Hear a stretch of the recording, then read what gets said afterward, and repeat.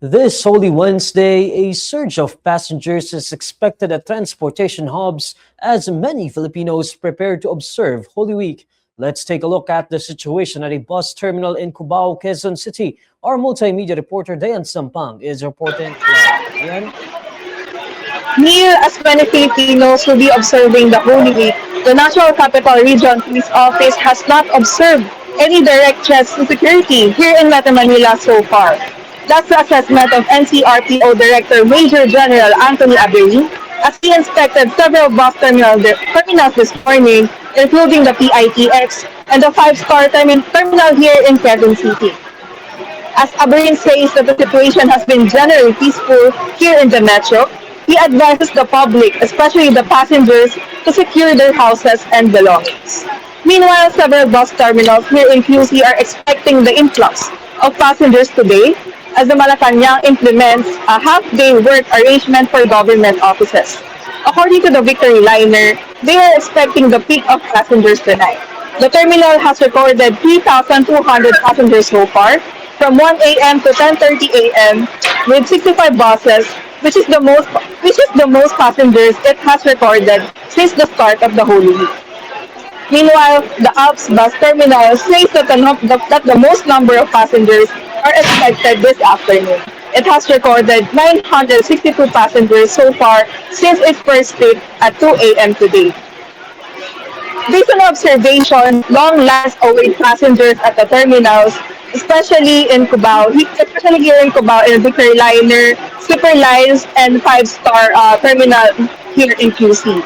Neil, as we got the chance to talk to some passengers, an 18-year-old incoming college student shared that she is rushing to go home to Cabanatuan to spend moments with her ailing grandmother. She said she was rushed to go home as she may not see her grandmother alive anymore. On the other hand, a passenger shared that she could not contain her excitement to be with her children in Camarines Sur. She said her children have so many stories to tell her from the awards they got in school.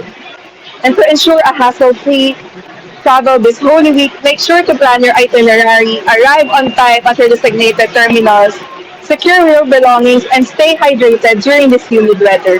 Back to you, Neil.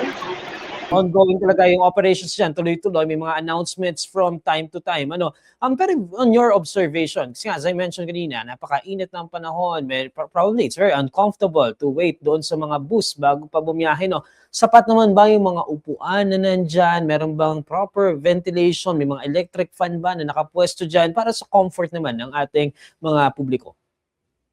Yes, Neil, sa paglilibot natin sa mga bus terminals dito sa QC, dahil nga tabi-tabi lang, so madali mapupuntahan. Dito sa Victory Liner, as you can see, there's a lot of vacant chairs pa na mauupuan ng mga pasahero while they wait for their trip. And also in other bus terminals, maraming pasahero pero nakita natin na nakakaupo sila ng maayos. Meron din mga CR at meron din mga electric fan for their ventilation.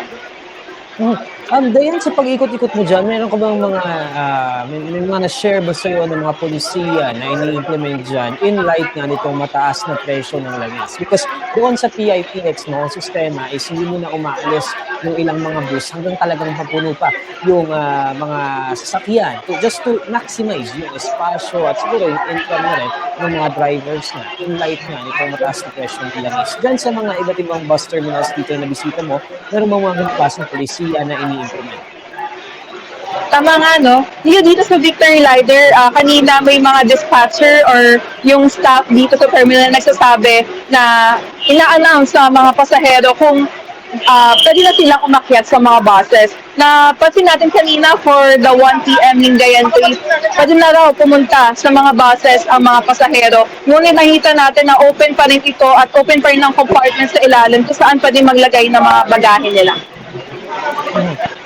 Dayan, dito naman sa number ng mga bus dyan, because we are expecting an influx of passengers today. Typically nga, as you mentioned in your report, Holy Wednesday talaga, yung peak ng mga pasahero na pauwi sa kanilang mga probinsya.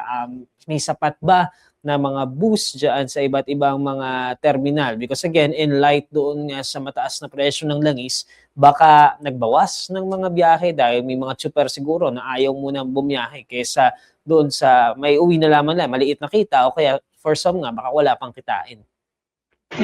Ngayon for the Victor Liner dito naman no, sa QC, as of 10:30 a.m. nakapag-deploy na sila ng 65 buses, pero tuloy-tuloy pa rin ang operasyon dito sa terminal. Samantalang sa Superlines naman kanina, sa nakausap natin pero 6:30 a.m. pa lang daw ay andun na siya.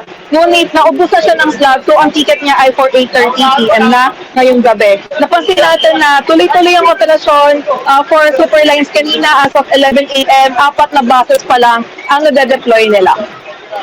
Ayan, huling tanong na lamang, no? You mentioned some of these doon sa inyong report, pero huling paalala na lamang doon sa ating mga kababayan na nagpaplano magbiyahe ngayong araw dahil nga ngayon yung peak ng mga pasahero. Sa mga nagbabiyahe ngayong araw, dahil marami na yung government offices ang half day, siguraduhin na nabook nyo na ang mga ticket nyo at kung hindi naman, ay pumunta agad sa mga ticketing booth na mga napili nyong terminals para makuha nyo agad ang gusto nyong oras. And also, para maibsan ng init, wear comfortable clothes but don't forget to bring jacket, lalo na kapag malamig ang pupuntahan at air condition ang mga sasakyan nyong buses. Hey, maraming salamat, Dayan. That's Dayan Sampang, reporting live from Quezon City.